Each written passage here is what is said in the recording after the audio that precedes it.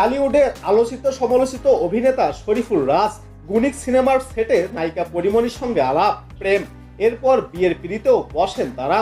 দুজনের সংসার আলো করে আসে সন্তানও, কিন্তু দাম্পত্য জটিলতায় পরে বিচ্ছেদ ঘটে দুজনার। এখন পরিমণি আর রাজ দুই জগতের বাসিন্দা।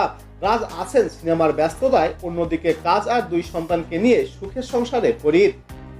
বিচ্ছেদের পর বিভিন্ন সাক্ষাৎকারে পরি জানিয়েছেন, বাবা হিসাবে সন্তানের প্রতি কোনো দায়িত্বই পালন করেননি শরীফুল রাজ। সবটা তার নিজেরই সামলাতে হয়েছে। বিশেষ কোনো দিনেও পূর্ণের পাশে দেখা মেলেনি রাজের। সেসব ঘটনা নিয়ে আক্ষেপও শোনা গেছে পরির কণ্ঠে। একই সঙ্গে ক্ষোভও ছিল প্রাক্তন স্বামীর প্রতি। এবার প্রাক্তনকে রীতিমতো ধুয়ে দিলেন তিনি।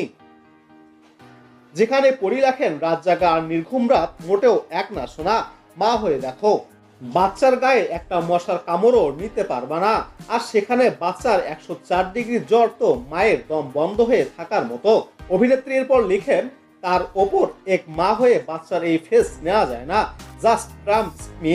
রাত জেগে নেটফ্লিক্স, বন্ধুরা, পার্টি আড্ডা, লং ড্রাইভ অথবা রেডনম ফেসবুক স্কলে লেপ্টে থাকা সবাই উপভোগ্য, শুধু তুমি নেই। শরীফুল রাজকে উদ্দেশ্য করে পরি বলেন, একবার ভাবো তো, দিনের শুরু থেকে শেষ অবধি কি করে একজন মা তুমি ভাবতেও পারবা না জানোয়ার। ভাবা লাগেওনি তো বাবাদের কখনো।